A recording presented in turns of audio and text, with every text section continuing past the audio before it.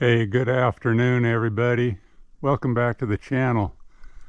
Well, as you can see, have an absolutely gorgeous day going off here today, and got a few puffy white clouds coming through, but as you can see, they're really not moving today, or so slowly that I'm able to get a lot more sustained sunshine instead of when the trade winds are blowing and those clouds are moving through a lot faster.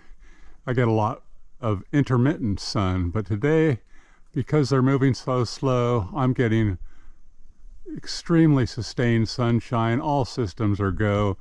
Everything's getting up to a full charge today. The reason the trade winds have stopped or are slowed down tremendously is there was another system out there in the Pacific, tried to be a hurricane, and the remnants of that get in between where it was and the island here, shuts off the trade winds. And there we go. Very slow moving clouds. Great sunshine. Beautiful day. So today's video, we're going to talk about storing your lithium batteries at rest for long-term storage. I was in a conversation not long ago with somebody who recently purchased about one of these size of batteries. These are one from Ampere Time, one from Chins. They're both 100 amp hour lithium iron phosphate batteries. And the guy I was talking to had a 100 amp hour battery that he was using intermittently on a fishing kayak to run things like his depth gauge, fish finder, little radio, whatever else he wanted for his purposes. But he doesn't go out that often on his kayak, and he was saying that he was wanting to just put a little trickle charge on these type of batteries and keep them at 100% full, so when he's ready to go fishing, they're ready to go. And he only goes out maybe, sometimes once a month. Sometimes it takes him a couple of months to get out there.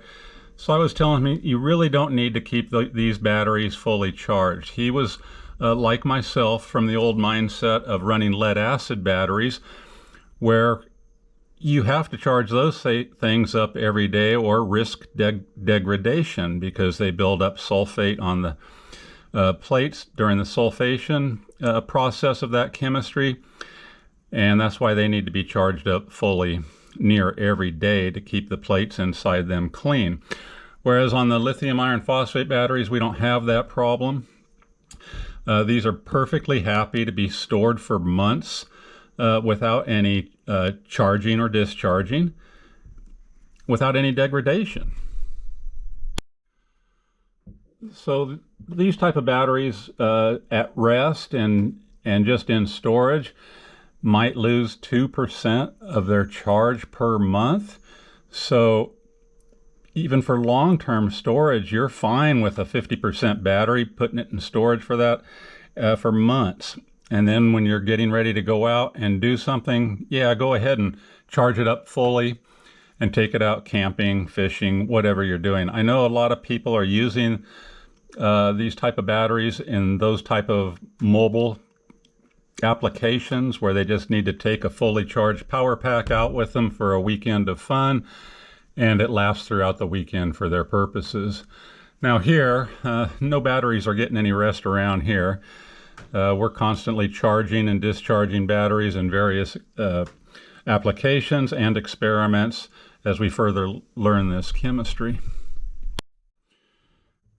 And for those of you that don't know how these batteries operate, and for those of us that do have a better understanding and we're continuously learning, these don't need the same kind of cycle that lead acid does. I know that's a hard thing. It took me a while to get used to that it's okay if these get up to 80%. After years of living on lead acid, and we were so conditioned to, oh my gosh, we're getting down to that 50%. capacity. If we keep discharging, we're going to risk degradation, and we don't want to do that very often at all. So we're only cycling that top 50% of a lead acid, where these, optimally, if you're running between that 20 and 80% discharge cycle, these things are going to last for many, many years, where the lead acid just doesn't do that. The other thing that the person I was talking with expressed, which of course we all know, is for storage, these don't need any ventilation. You can put them in your house if temperature is a concern. You don't really want to store them in sub-zero temperatures, but if you're in, you can put them in your garage. If it's not getting too terribly cold, they're fine there. In the house, store them indoors is basically what they recommend if you're not going to use them for months. And if you don't use them in an entire year, every 6 months go out there and put a charge on it. And that's all you need to do. And these things aren't going to degrade over time, where if you ignore your lead acid battery for that amount of time, when you go out, you'll be very disappointed because it's not going to work anymore. So you don't need ventilation with these as you do with lead acid. If you were trickle charging your lead acid for the same type of purposes, you'd have to have it charged all the time. It'd have to be in a ventilated space, not in your living space because of the gases. These don't gas, another plus. And of course the weight, like the person I was talking to, went from a lead acid, or maybe it was an AGM, I'm not really sure, but at any rate, 66 pounds versus 24 pounds on a kayak, big difference. So the lightweight is worth reiterating, this type of chemistry, and they just don't need to be charged every single day to keep them healthy. So you can go out, use them on your camping trip, your fishing trip, and bring them back, put a charge on them, tuck them away till your next trip. But for long-term storage, they do recommend about 50%, 50, 60%, and just keep in mind they'll discharge at about 2% per month. Way different than the lead acid days. And for those of you that have these batteries, you'll know that when they arrive to you, typically their at-rest voltage is about 13.1, and that's one of the things that I'm talking about. These are all at-rest comparisons, and for storage, that's a battery at rest. And almost, I think every single battery I've ever got of a lithium iron phosphate profile has come at about 13.1 when it arrives. And that's the reason, is these things, we don't know how long they sat in storage before we got them.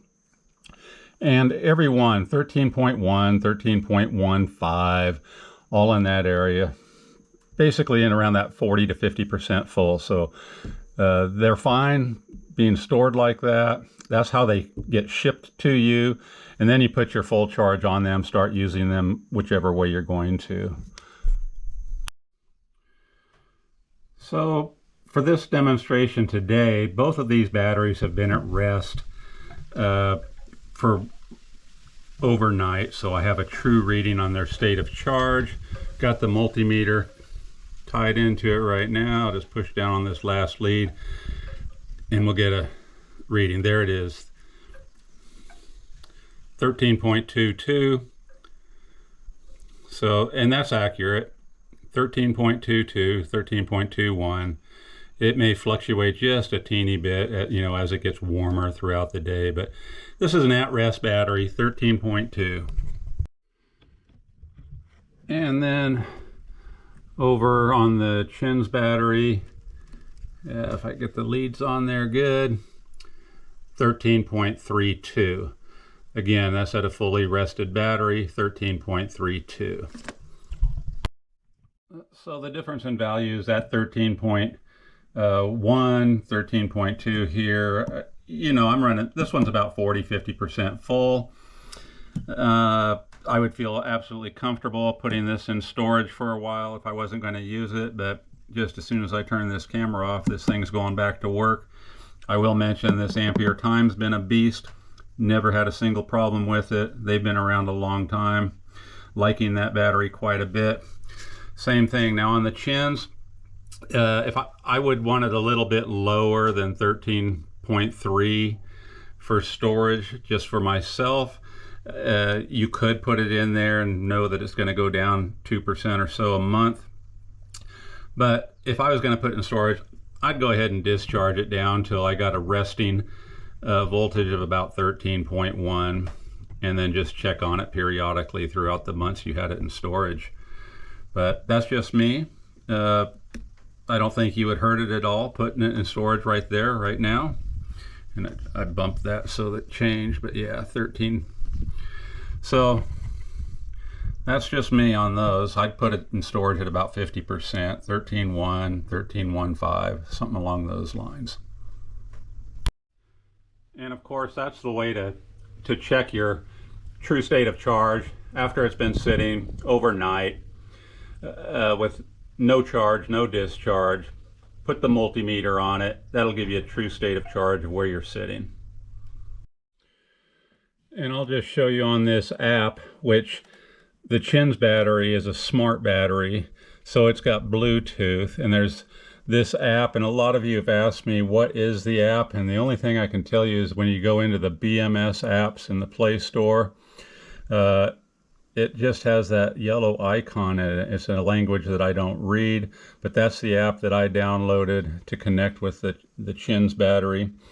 And you can see that 13.3 on the app says 75%. It's reading it at 13.29. So yeah, that's very, very accurate and very close. And then the other thing that this does is it gives you a cell reading, which I would hope that all of these batteries start to come smart. It's not that hard to make them smart. And I can see straight across all 4 cells are running 3.32 at that 75% state of charge. So, and then it also gives you what you're discharging on that particular app and the temperature. Pretty nice. But that goes in line with what the multimeter said. 13.3. It's got a really good charge on it. I would still feel okay about putting this in storage. I wouldn't go ahead and just drop it down to 50%. I'd feel fine putting that in storage if it was going to storage, but these things have rested long enough and it's back to work for them. So I just wanted to show you guys this, give you some ideas. The conversation has come up a few times about how to store these things. And in colder climates, of course, you want to take that into consideration. You don't want to put these in sub-zero temperatures for storage. Bring them in the house, keep them warm. They'll be a lot happier. All right, everybody. Hope you found this information useful, and I'll catch you on the next one. Aloha. Aloha. All right.